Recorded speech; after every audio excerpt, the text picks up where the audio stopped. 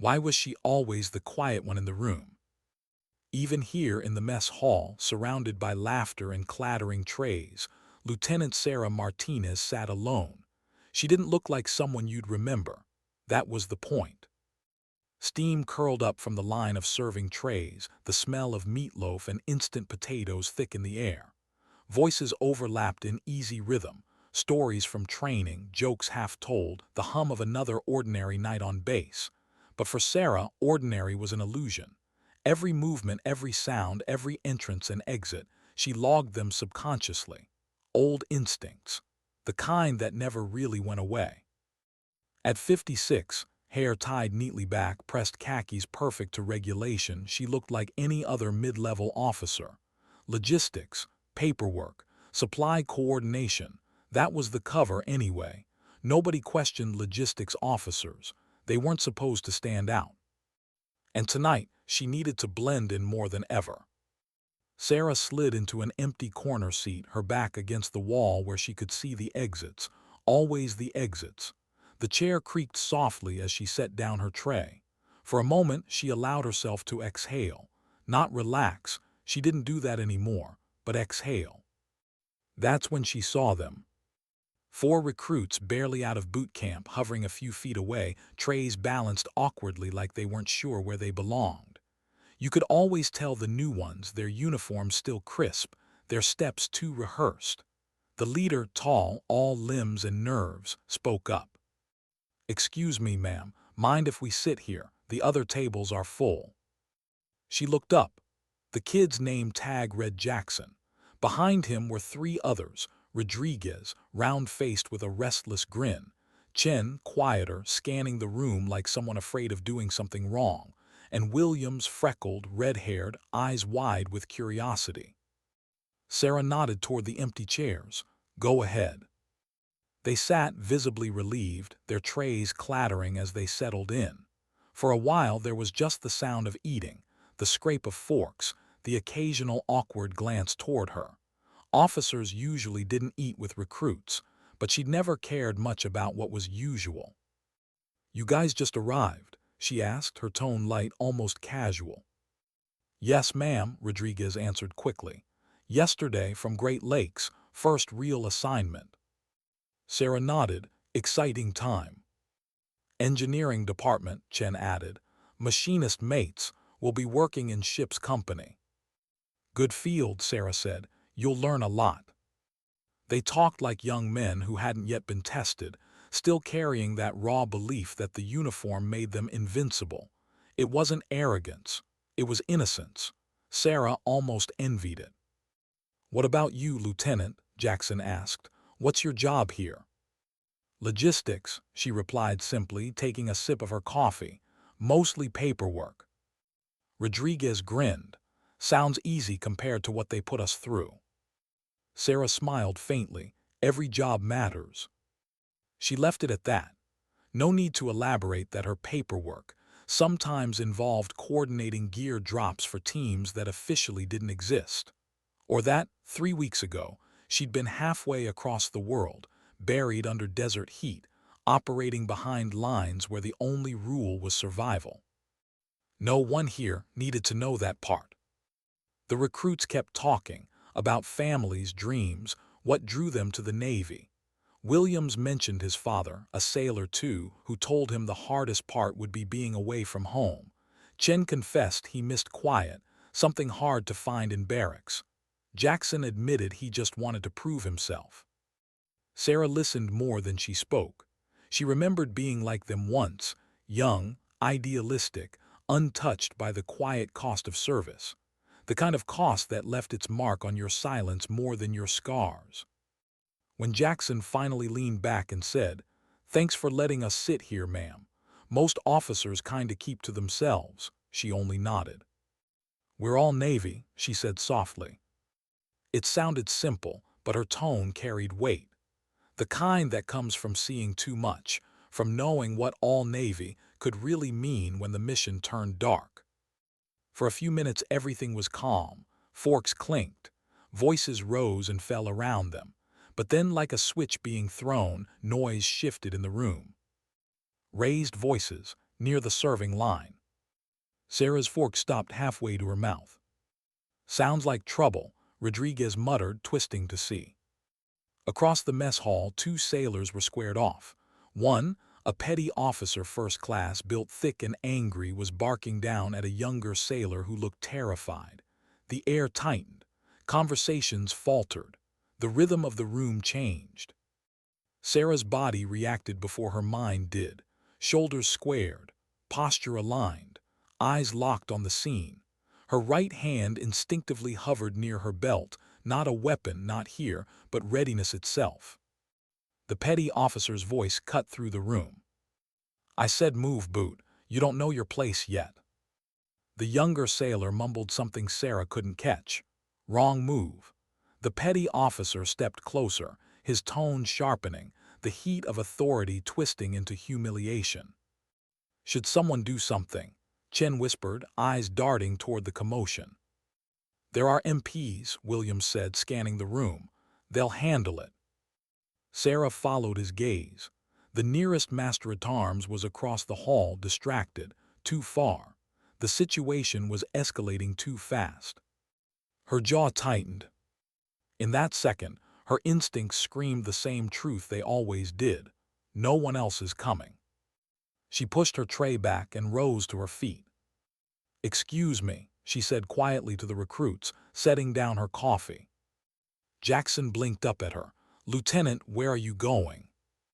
But she was already walking. Through the shifting crowd, Sarah moved with measured calm, not rushed, not hesitant, controlled, each step deliberate, her expression unreadable, the kind of presence that made people step aside without knowing why. At the front, the petty officer had backed the young sailor against a table, chest puffed, anger boiling over. "You think you're special. You fresh out a boot, you need to learn your place." Sarah's voice sliced through the noise. "Petty officer." It wasn't loud, but it carried command, real command, the kind that freezes people mid-motion.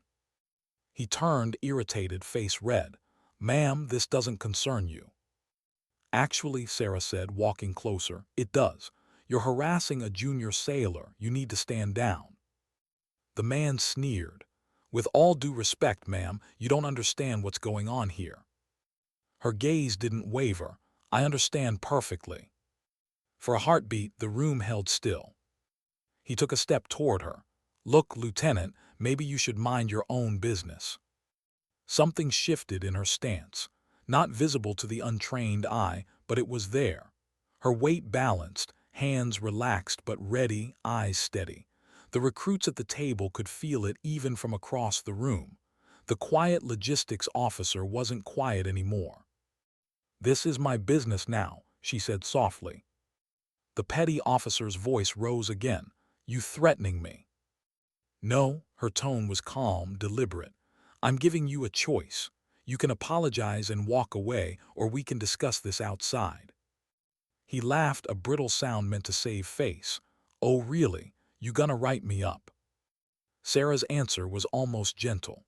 "No, I'm going to teach you why picking fights with people you don't know is a bad idea." The words hung in the air like a warning. Then he made his mistake. He reached out, fingers closing toward her shoulder, the move meant to shove, to intimidate. He never touched her. 3 seconds, that's all it took. A deflection, sharp and efficient. A pivot of weight.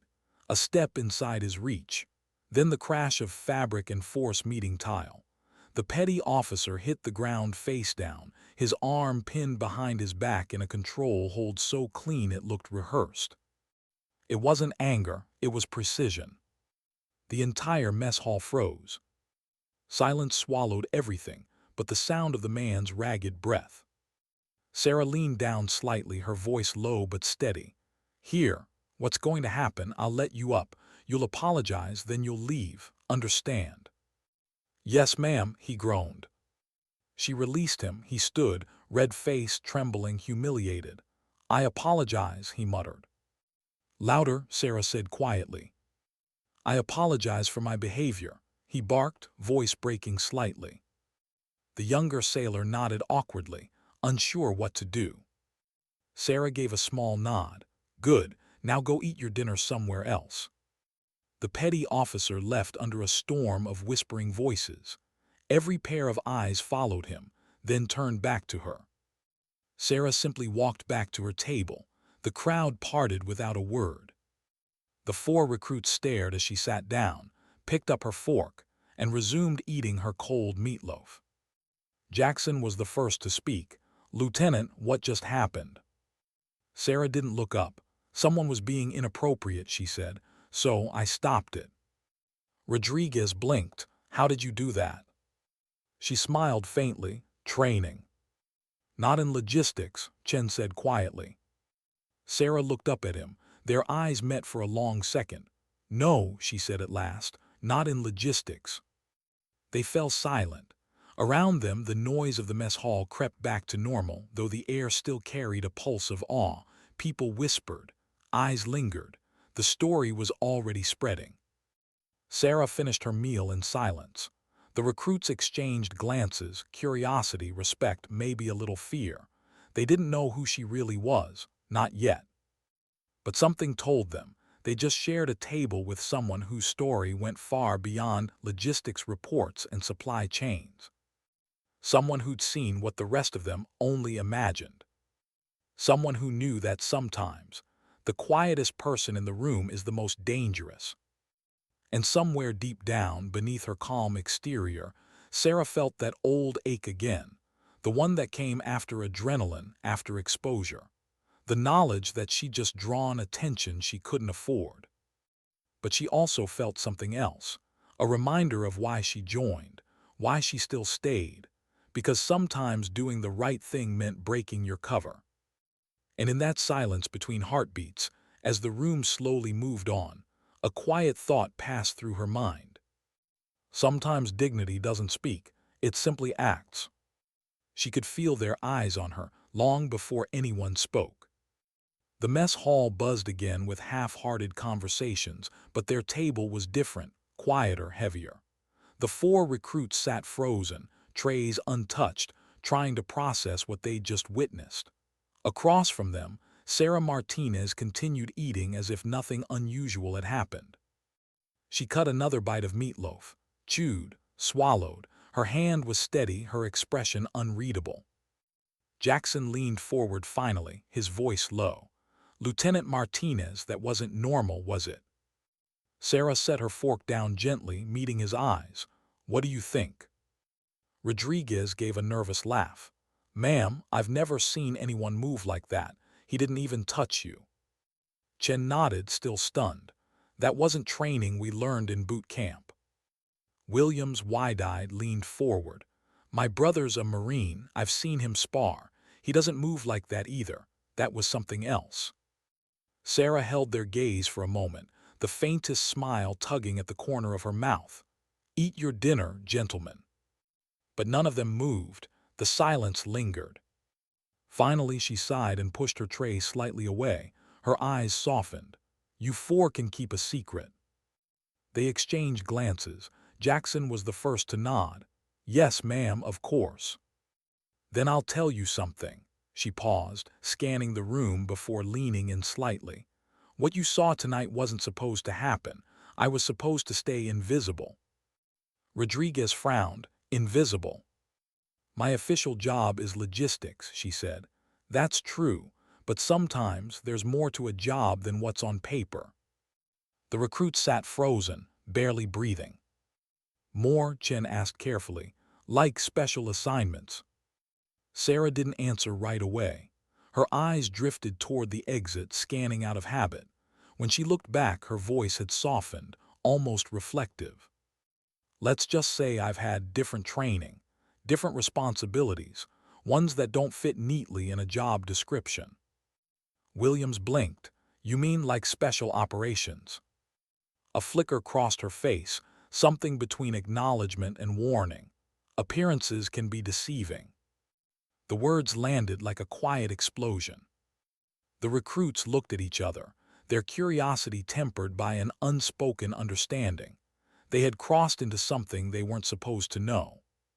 Sarah leaned back, her tone calm again. "But I need you to understand something. This isn't a movie. It's not about being a hero or showing off. Most of what I've done, most of what people like me do, never gets talked about. It's better that way." Jackson's voice lowered. "Then why tell us?" "Because you asked the right way," she said simply. "And because trust goes both ways."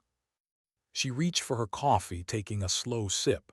Her hand trembled slightly, so slight none of them noticed.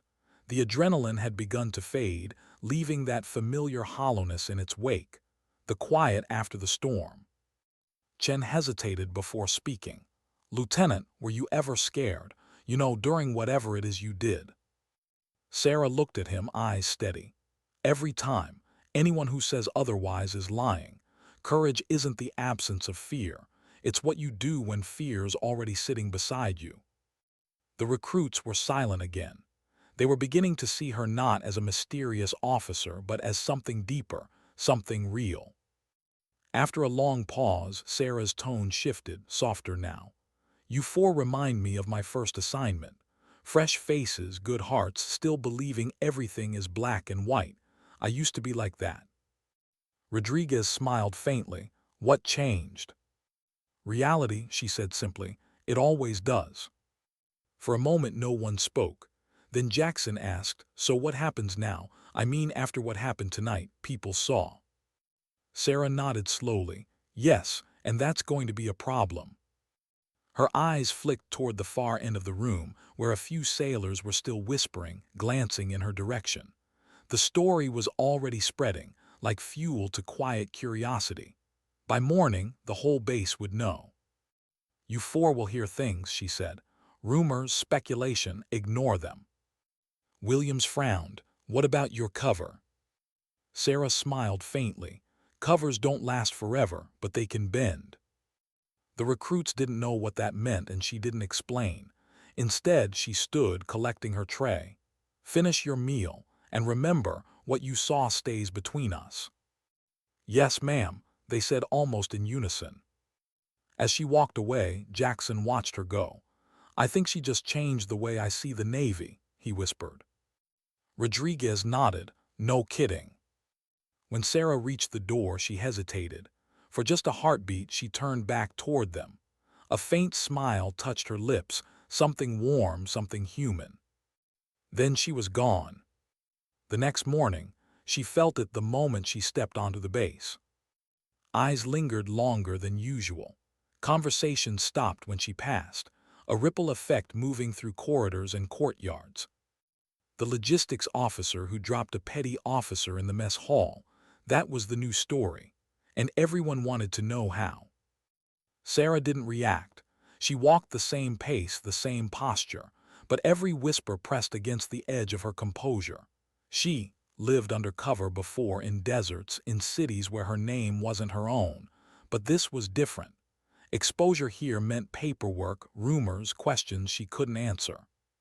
Still, if she had to do it again, she would.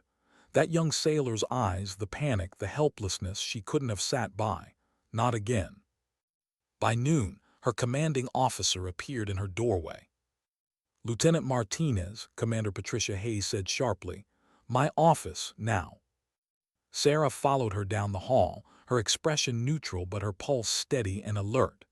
Hayes was one of the few who knew the truth, at least most of it. When the door closed, Hayes folded her arms. "You've made quite an impression. I assume you've heard." "I've heard," the commander said dryly. "Half the base is talking about the logistics officer who took down a petty officer in 3 seconds. The other half is trying to guess where you learned it." Sarah kept her tone even. "I made a judgment call. The situation was escalating." "And you made the right one," Hayes admitted. "But your cover took a hit." "I'm aware." The commander studied her for a moment. "We'll adjust.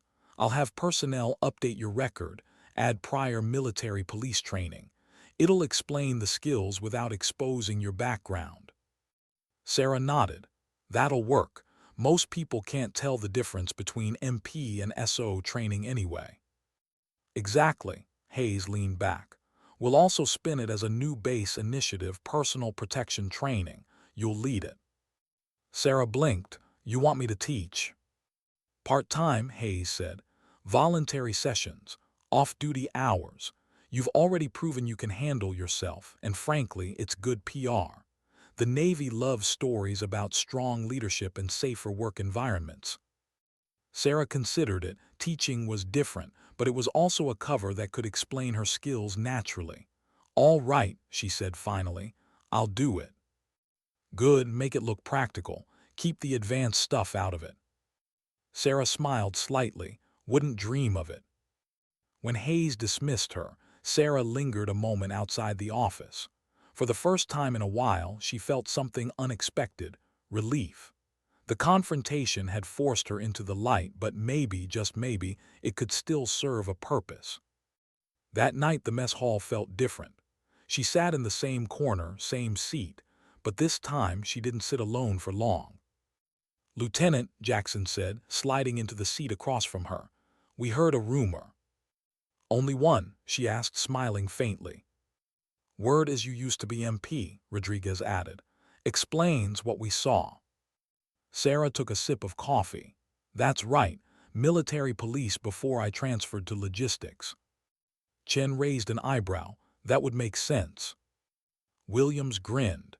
"Makes a lot more sense than whatever we were guessing." Sarah chuckled softly. Sometimes the truth just needs a simpler story. The recruits relaxed, the tension between curiosity and awe fading a little. To them, former MP was a story they could live with, believable, safe. Something they could respect without feeling like they'd glimpsed a classified world. "There's also talk about a new training program," Jackson said. "Some kind of self-defense course." "Voluntary," Sarah confirmed. "Personal protection, situational awareness, starts next week." Rodriguez's eyes lit up. "Can we sign up?" "Of course," Sarah said. "As long as your supervisors approve, everyone's welcome." "That's awesome," Williams said. "After what happened, I think a lot of people want to know how to handle themselves better." "That's the goal," Sarah said. "Not to turn anyone into a fighter, just to help people feel safer, more capable." She watched them laugh, talk, relax. A few days ago they were just recruits, nervous around officers. Now they looked different, stronger somehow. Maybe because they'd seen what strength could look like when it wasn't loud. As she ate, Sarah thought about how strange the last 48 hours had been. One moment of instinct, one decision to act, had changed everything. Her anonymity was gone, but something else had taken its place: purpose. If she could teach others what she knew, just enough to help them stay safe, then maybe breaking her cover wasn't a loss after all. She looked up at the four of them, their laughter mixing with the hum of the room, and for the first time in a long while, she felt something almost like peace. Sometimes, life didn't need to go according to plan. Sometimes the mission wasn't about staying hidden. Sometimes it was about what you could give away. And as she watched those four young sailors talk about their futures, their hopes, their wide-open possibilities, Sarah realized she wasn't losing her cover at all. She was gaining something far more valuable: a chance to make others strong enough to stand when it mattered. Because strength, she knew now, wasn't about silence. It was about passing it on. The gym smelled faintly of floor polish and effort.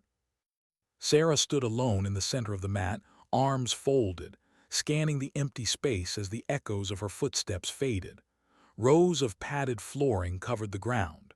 A line of punching dummies stood silent against the far wall. She spent half the afternoon setting it up herself.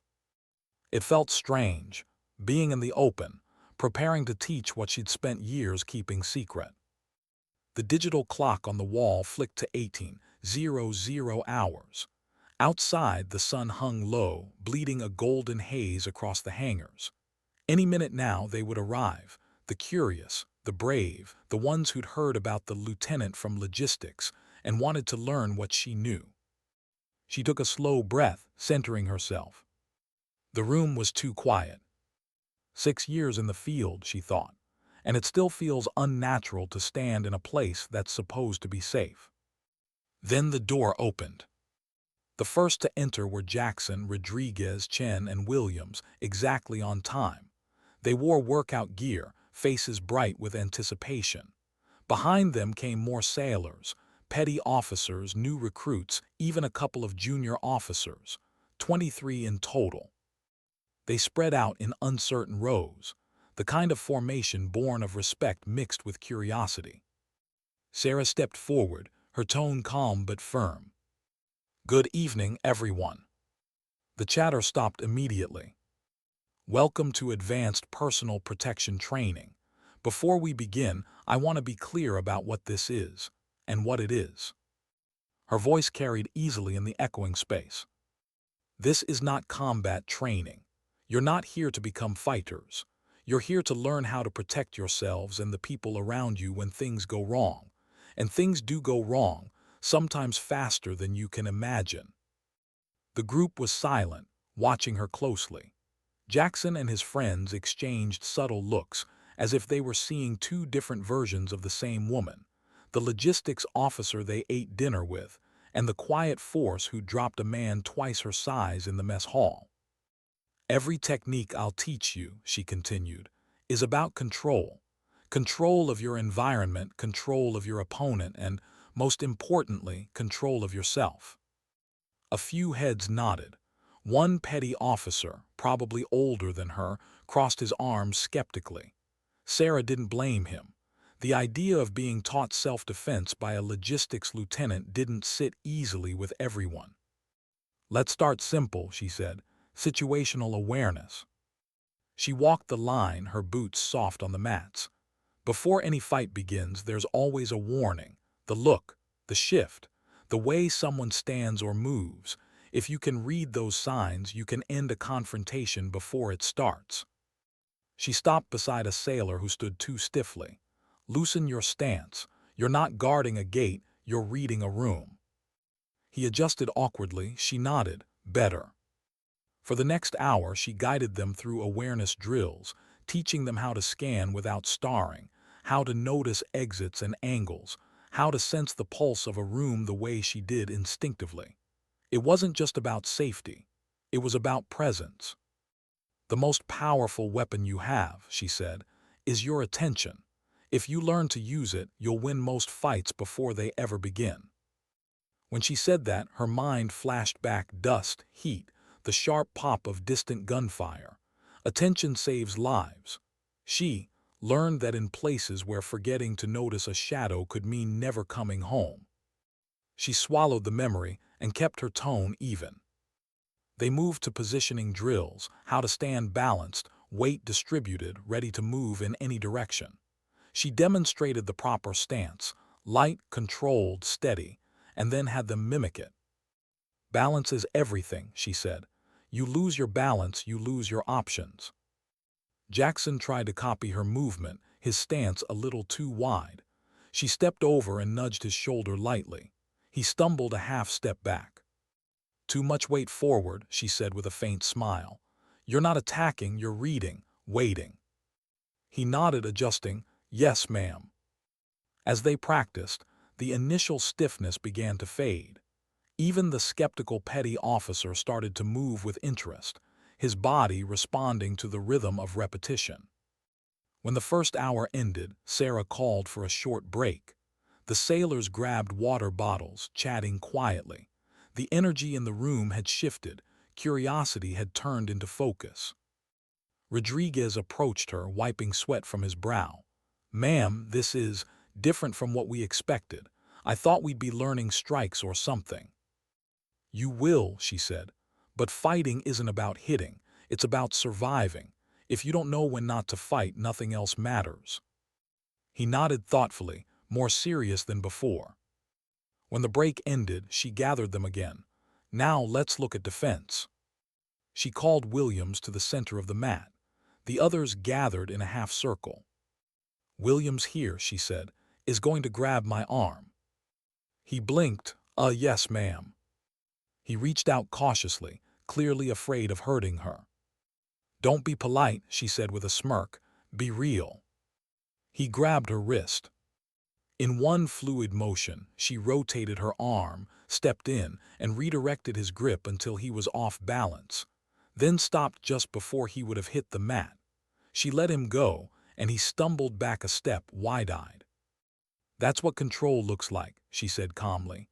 "No strikes, no force, just leverage and timing." The sailors murmured, impressed. Sarah gestured for pairs to form up and try.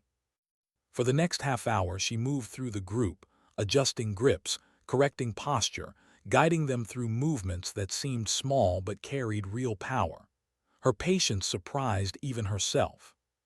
When she saw someone struggling, she slowed it down, explaining the why behind each motion. "Don't fight his strength," she told one recruit. "Redirect it, let him do the work for you." By the time the session ended, most of them were breathing hard, sweat soaking through their shirts, but their eyes were alive. Sarah looked around at them, her tone softer now. "Everything you learned tonight can save a life, maybe yours, maybe someone else. You don't have to be a hero, you just have to be aware." The sailors began clapping, the sound echoing off the gym walls. She wasn't expecting it. It wasn't the kind of applause that came from performance. It was appreciation, quiet and genuine. As the group filed out, Jackson lingered. "Lieutenant," he said, still catching his breath, "that was incredible. I feel like I finally understand what happened that night in the mess hall." Sarah smiled faintly. "Good, that means you're paying attention." He hesitated, then added, "You really love this, don't you?" She thought about it for a moment. "Teaching." He nodded. "I love seeing people realize they're stronger than they think," she said. "That moment when fear turns into confidence, that's everything." When he left, she stood alone again in the quiet gym. The faint hum of the lights above, the lingering scent of sweat and effort, the echo of laughter fading down the corridor. For a moment she closed her eyes. And just like that, the silence cracked open, and the past rushed back in. Sand, smoke, the metallic taste of adrenaline, her team's voices in her earpiece, one by one cutting out. The night everything changed. She clenched her jaw, forcing the memory back into its box. Not here, not now. But the ghosts never stayed buried long. Sometimes she wondered if that was the real reason she'd taken this assignment, to have something normal to hold onto. A place where people laughed and talked and worried about promotions instead of body counts. And yet, even here, she was haunted by the echo of that other world, the one she couldn't talk about, even if she wanted to. Over the next few weeks, the training sessions grew. Word spread fast. Sailors who'd never set foot in the gym before started showing up, curious. The base commander even stopped by one evening to watch. Sarah's lessons became something more than drills. They became moments of connection. Between ranks, between people, between the visible and the unseen. She taught them how to walk through crowded streets without becoming targets, how to de-escalate arguments before they spiraled, how to protect someone else without using violence. "Protection," she said one night, "isn't about aggression, it's about responsibility." Her recruits nodded, writing that line into their memories without realizing it. Jackson and his friends never missed a session. They were improving quickly, each one different, each one shaped by their own fears and strengths. Rodriguez had power but needed patience. Chen was analytical, learning to act without overthinking. Williams, clumsy at first, developed a quiet steadiness. Jackson led naturally, never showy, always watching. Sarah saw something in them, a reflection of who she once was, raw potential waiting for the right test. One night after class, Chen lingered as she packed up. "Lieutenant, can I ask something?" "Go ahead." "Why us? Why help us? You could have just done your job and kept your distance." Sarah zipped her bag, pausing before she answered. "Because someone once helped me," she said softly. "When I was your age, when I didn't think I could do this, they saw something in me I couldn't see yet." Chen nodded slowly, the weight of her words settling in. "Sometimes," she added quietly, "you pass it on. That's all that really matters." When he left, she sat on the edge of the mat, elbows on her knees, head bowed for a moment. Outside, the last light of evening slipped below the horizon. The gym's fluorescent glow hummed against the darkness. She started this program as a cover. Now it was something else entirely. It was purpose, redemption, maybe even healing. Because every time she taught them to stand tall, she reminded herself that she still could. And maybe that was the lesson she'd been trying to relearn all along. The base was quieter at night. You could feel it, like the silence after a storm that never really ended.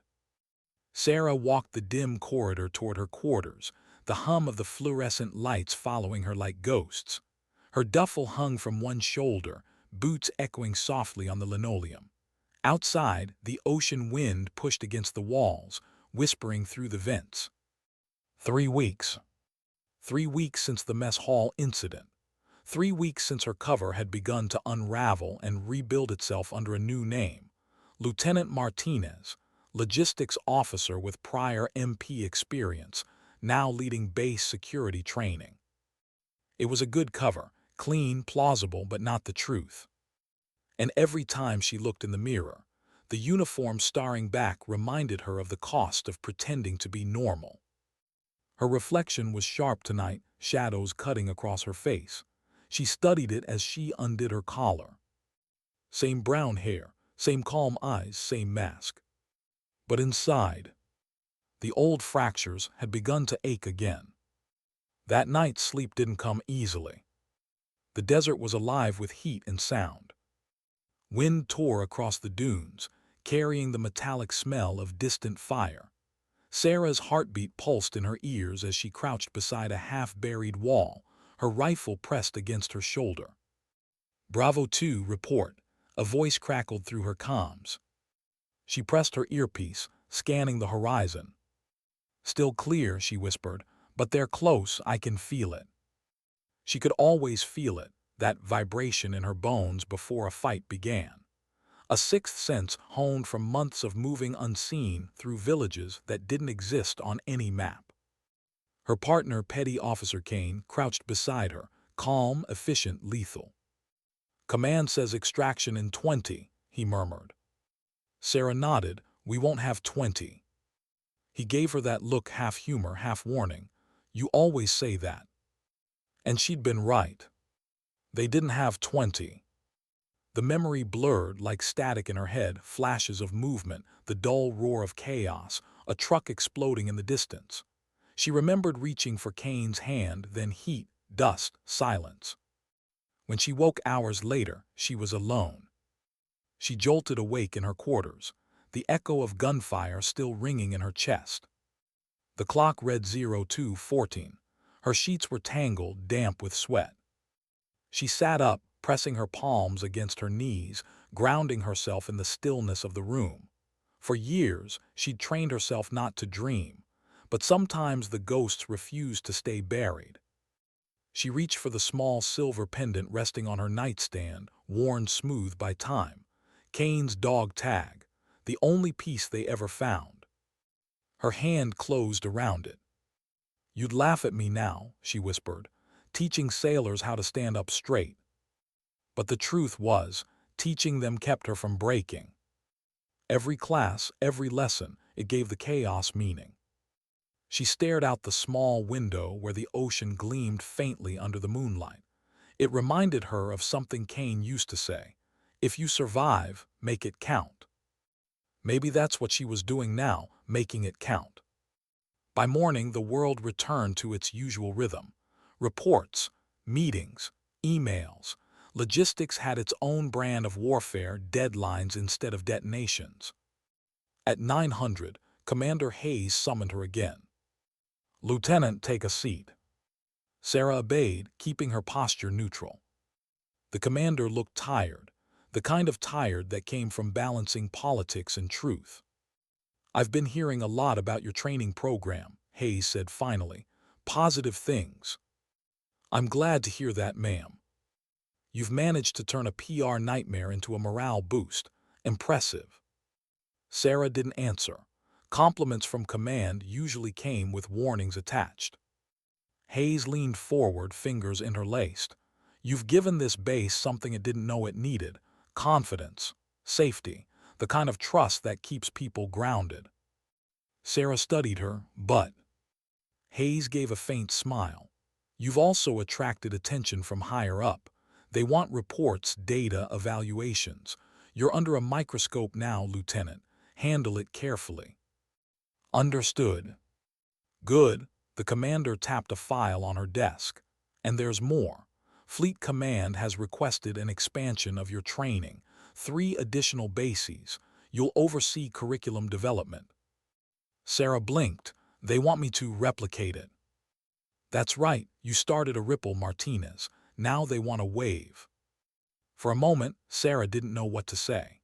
The idea that something she'd created, something born from a cover story, was now being scaled across the Navy was almost absurd. But also humbling. I'll draft the framework, she said finally.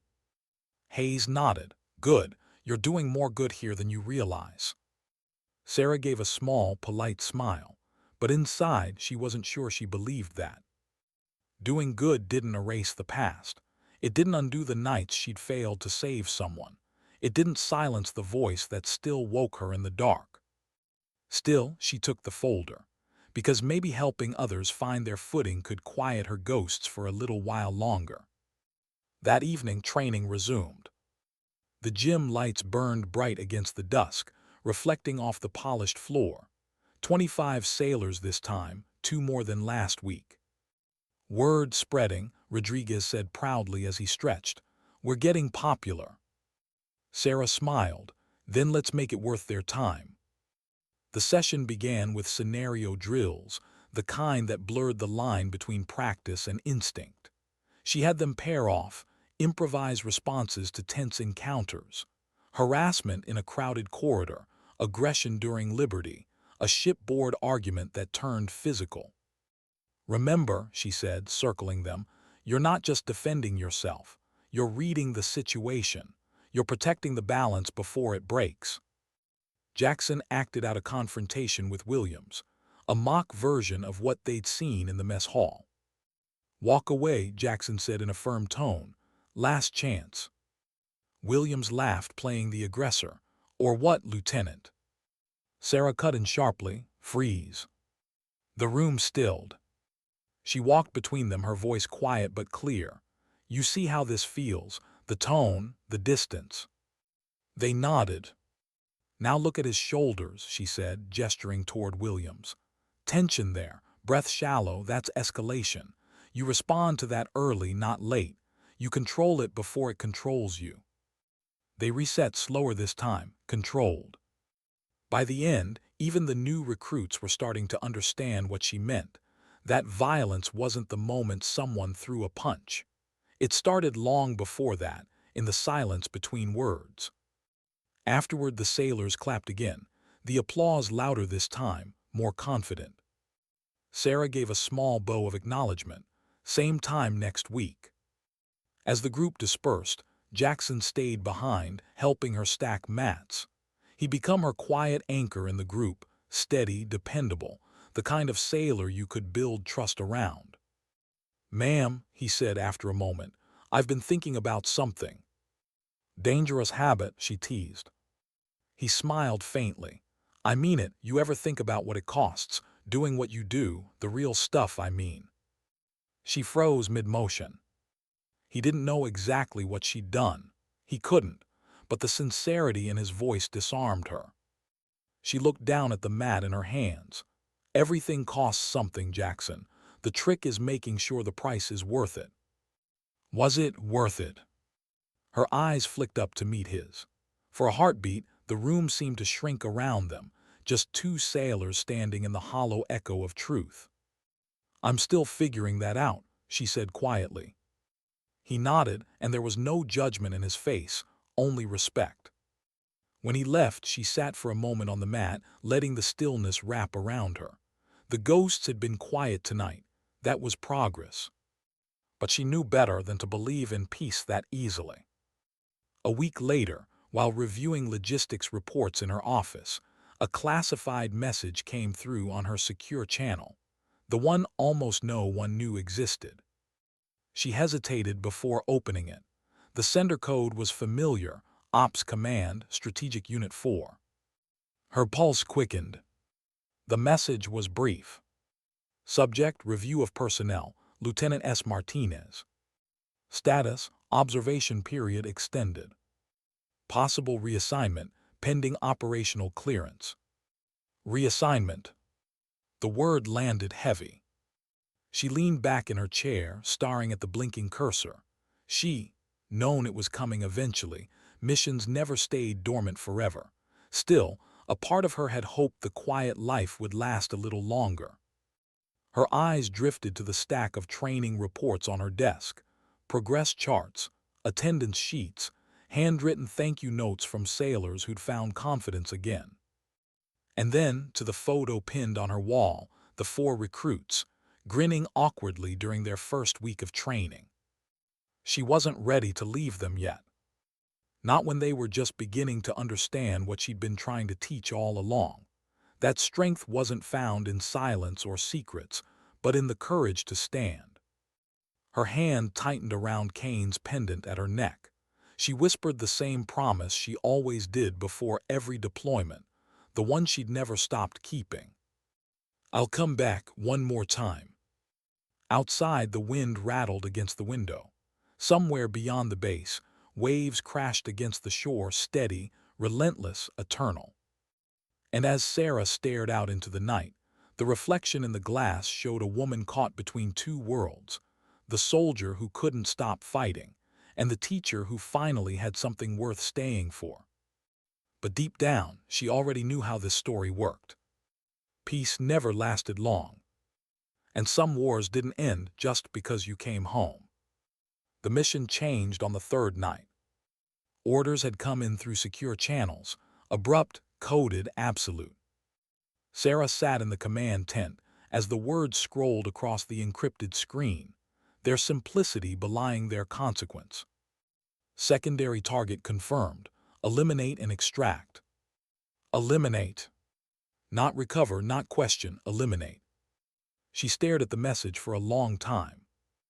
Outside, the wind carried the smell of burning diesel and frost. A thin layer of ice coated the canvas, cracking softly in the cold. Walker entered a minute later, unzipping his jacket, his face set in that familiar soldier's mask of duty over doubt. "You saw it?" he asked. "I saw it." He nodded, hesitated. "Intel says the secondary target compromised the op, sold our entry routes, caused the ambush." "Intel says a lot of things," she replied quietly. He didn't argue. He didn't have to. They both knew the rhythm of how truth bent in operations like this. She leaned back in her chair. "Where the target now?" "Abandoned farmhouse, 10 clicks east. We move at 300. "And the asset we rescued?" Walker exhaled. "Being relocated. Command doesn't want them crossing paths." Sarah stood, her muscles stiff from the cold. "You trust this order?" He hesitated. "Does it matter?" She looked at him. "It always matters." He said nothing more, just left her with the sound of the wind and the echo of her own conscience pressing in on her like a weight. Hours later, the valley was a palette of shadows and snow. The team moved in silence, their breaths forming pale ghosts in the air. The farmhouse emerged from the mist, a skeletal structure of wood and neglect, windows shattered, door half-hanging. Sarah's stomach tightened. The place looked too still, too deliberate. She raised a hand, signaling a halt. Walker came up beside her. "Thermal shows 1 heat signature inside," he whispered. "No movement." Sarah adjusted her scope. Through the shattered glass, she could just make out the faint outline of a figure, motionless, sitting at a table. "This doesn't feel right," she murmured. "It never does," Walker said. Then louder to the team, "Stack up." They approached. The door creaked as it opened, a sound sharp enough to cut the silence in half. Sarah went in first. Her boots pressed against old boards that moaned beneath her weight. The air smelled like ash and old wood. The figure at the table looked up. An old man, tired eyes, weathered skin, hands bound loosely in front of him. No weapon, no resistance, just resignation. Walker's voice hardened. "Confirm ID." Sarah checked her data slate.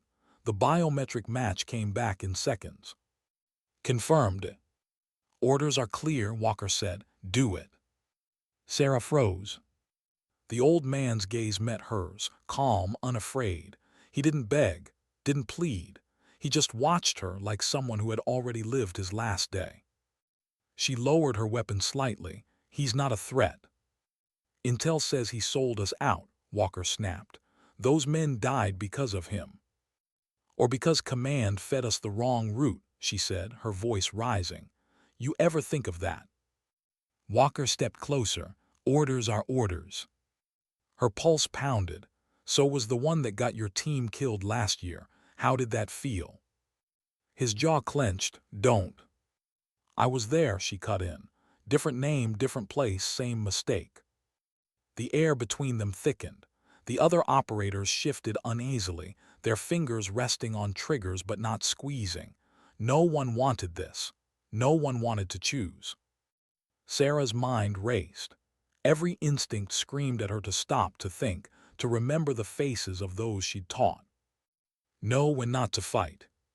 Protection isn't aggression, it's responsibility. She looked at the man again. "You have information." He nodded slowly. "Yes, but not for them." "Then for who?" "For anyone who still listens." His voice was soft, cracked from exhaustion. It carried no malice, just truth, heavy and old. Walker raised his weapon. "Enough, step aside." "No." The word came out low, deliberate, final. Walker's eyes widened. "Martinez, this isn't your call." "It's my conscience," she said. He hesitated, long enough for her to see the war happening behind his eyes. Years of duty colliding with whatever was left of his humanity.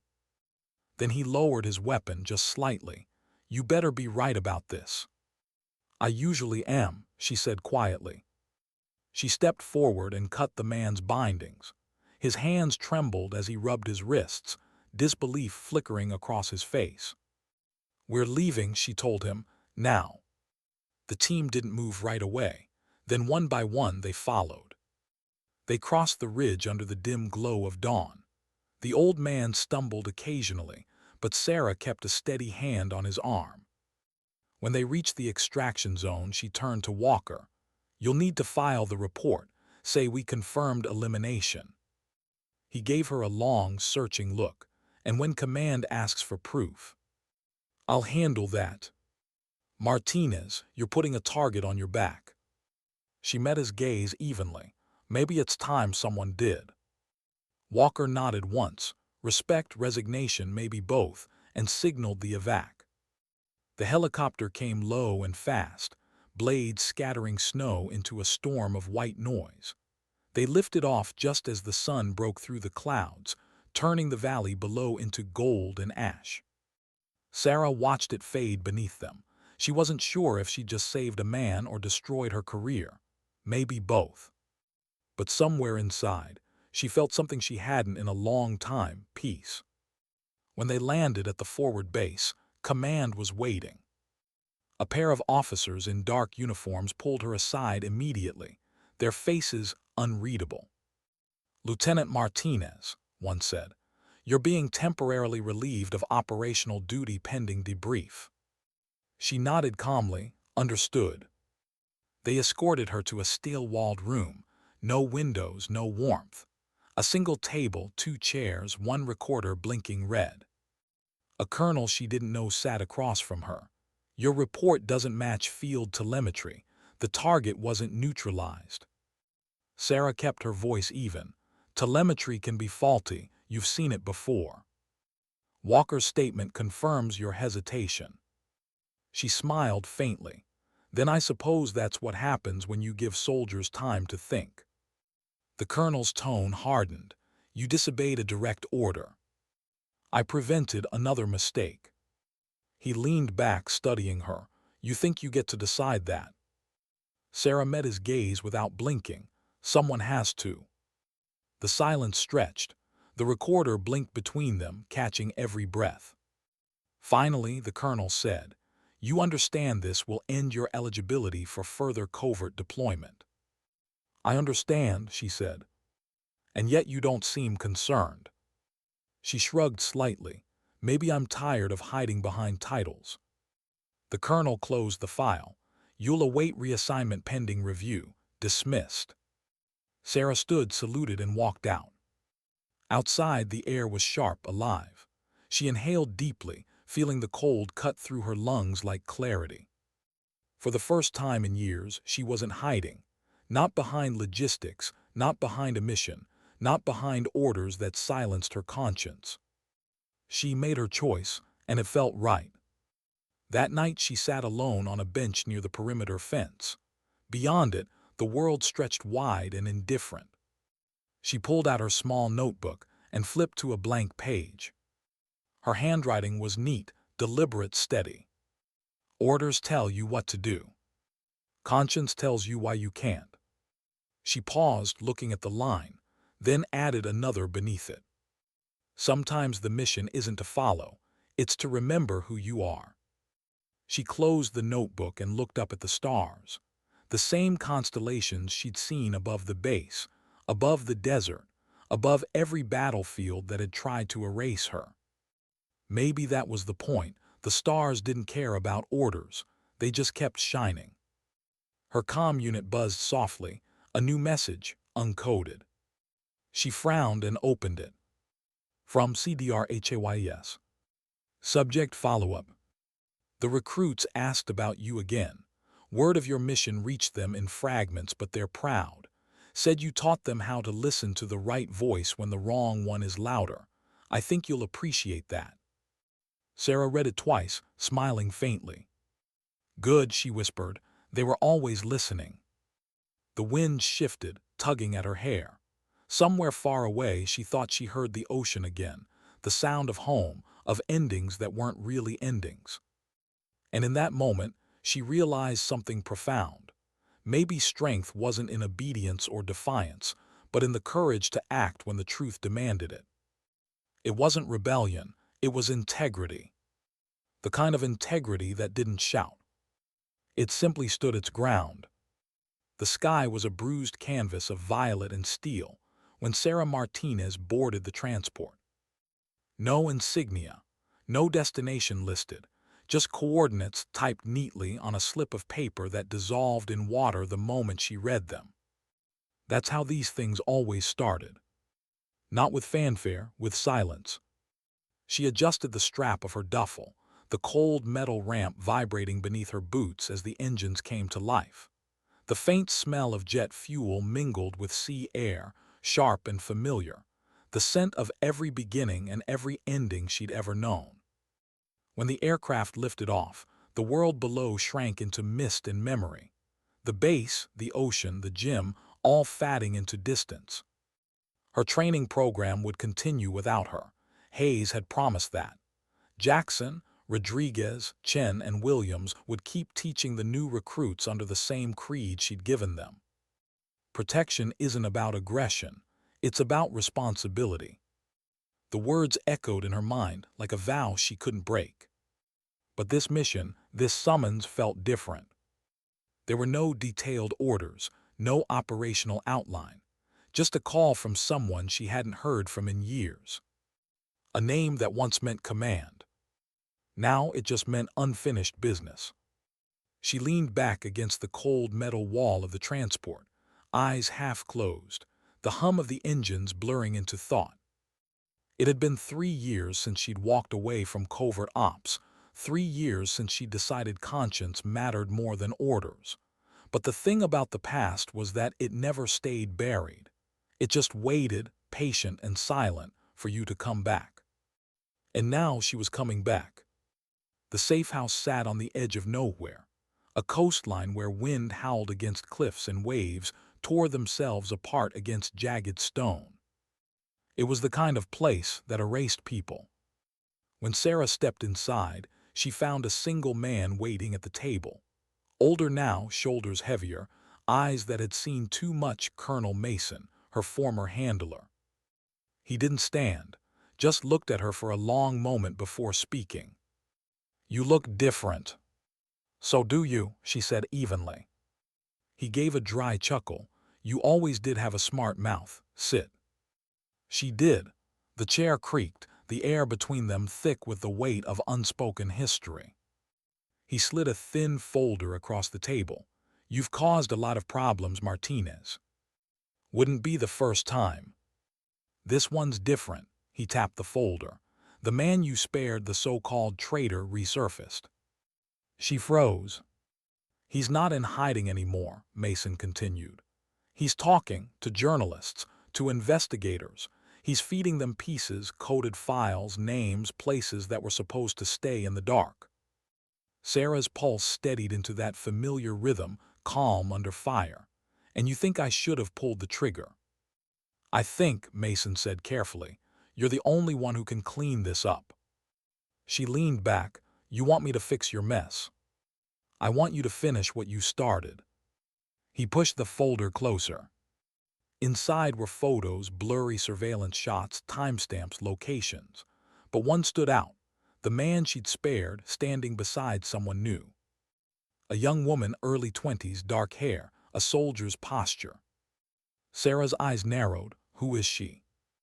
"His daughter," Mason said, "born after the war, civilian, but she's the one helping him leak the files." Sarah studied the photo again. The young woman's expression wasn't defiance, it was conviction, belief. And somehow, that unsettled her more than anything. She closed the folder. If he's talking about the op, maybe it's because he's tired of the lies. Maybe he's right. Mason's eyes hardened. "Don't start with your morality lecture again. You and I both know the world runs on people like him staying silent." Sarah stood, "And people like me making sure they do." He didn't stop her when she turned to leave. Just said quietly, "You can't run from what you were, Martinez." She paused at the door, her reflection faint in the cracked glass. "I'm not running," she said softly. "I'm remembering who I was supposed to be." That night she didn't sleep. The safe house creaked in the wind, its walls whispering with the sound of distant surf. She sat by the window, the dim glow of her laptop casting pale light across her face. The folder lay open beside her, but her eyes were fixed on one photo, the daughter. Her name was Ilara.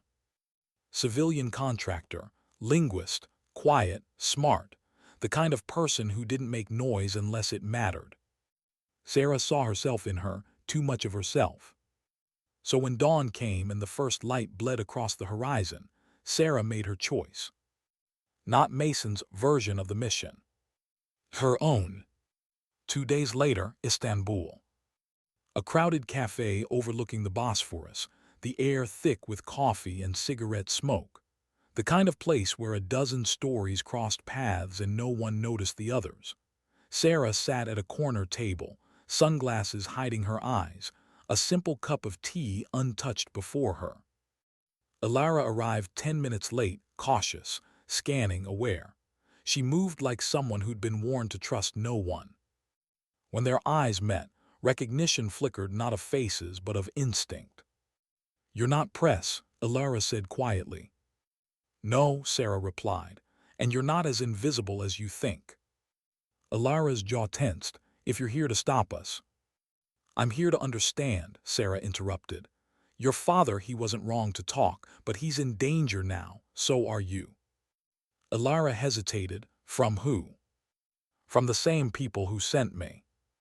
That got her attention. Ilara's voice dropped. "You were one of them." "I was," Sarah said, "until I stopped following orders."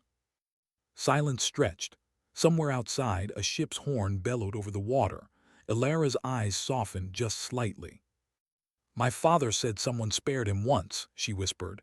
"He never told me why." Sarah met her gaze. "Because killing him would have been easy, and easy isn't always right." Ilara exhaled shakily. "He's sick, hiding near the border. He just wanted the truth out before it's too late. Sarah nodded slowly. Then let's make sure he lives long enough to finish it. The extraction wasn't sanctioned. No official channels, no backup, just Sarah, a rented truck, and the ghosts of every mission she tried to leave behind. They found him 3 hours north of Ankara, frail, feverish, coughing blood. But when he saw her, a flicker of recognition passed through his eyes. "You came," he rasped. "Shouldn't have had to," she said. He smiled weakly. "You still believe you can save people?" Sarah crouched beside him. "No, just stories." He pressed a small encrypted drive into her palm. "Then save this one." Gunfire split the air before she could answer. The sound was distant at first, then closer. Boots crunching gravel outside the safe house. Mason's men. Black ops, no insignia, no mercy. "Go," the old man whispered. "Take her." Sarah grabbed Alara's arm. "Move." They ran through the back, the night exploding around them, flashes of light, the crack of rifles, the scream of engines. Sarah moved on instinct, every motion clean, efficient, brutal. Alara followed, terrified but unflinching. They reached the ridge line as the safe house went up in flame behind them. Alara turned once, eyes wide with grief. Sarah pulled her forward. "Don't look back." They didn't stop until dawn painted the hills in gray and silver. They were alive barely. The drive in Sarah's pocket felt like it weighed 100 pounds. Truth always did. 2 weeks later, the files were out. Published in fragments, redacted, protected but real. The world wouldn't know everything, but it would know enough. Enough to make people ask the right questions. Enough to make silence impossible. Sarah watched the headlines scroll across the cafe screen. Words like cover-up, classified op, moral breach. The kind of words that used to end careers. Maybe this time they'd start something. Alara sat beside her, quiet, watching the same screen. "You did it." "No," Sarah said, "we did." "You think they'll come after us?" Sarah's lips curved faintly. "Probably." Alara smiled, exhausted. "What now?" Sarah looked out over the water, where sunlight rippled like scattered fire. "Now we disappear, for a while." Alara studied her. "And after that?" Sarah took a long breath. "After that we teach, we build something that lasts." Her mind drifted back to the base, the gym, the recruits, the sound of laughter after drills. She imagined Jackson running a session, Rodriguez correcting stances, Chen overanalyzing everything, Williams cracking nervous jokes. They didn't know it yet, but they were already leaders. Sarah stood, leaving enough cash on the table to cover their untouched drinks. As they walked toward the pier, she felt it, the weight lifting. Not gone, but lighter, bearable. For the first time in years, she wasn't just surviving. She was living on her own terms. That night, as the city lights shimmered across the water, Sarah sat alone at the edge of the pier, her reflection rippling beneath her boots. She pulled Kane's pendant from around her neck, tracing the worn metal with her thumb. "I made it count," she whispered. A soft wind moved through her hair, carrying the faint hum of the sea, steady, relentless, eternal. And somewhere far behind her, in the shadows of a world built on orders and silence, the story of Lieutenant Sarah Martinez began to spread. Not as a ghost, not as an operative, but as the woman who remembered that strength isn't about obedience. It's about choosing what deserves your loyalty. The world wouldn't write her name in history books. It didn't need to. Her legacy was already alive, in every young recruit who learned to stand tall, in every quiet act of courage that rippled outward from one choice. Because sometimes the war that matters most isn't the one fought with weapons. It's the one fought inside, between who they make you and who you choose to be. And for the first time in her life, Sarah Martinez had finally won that war.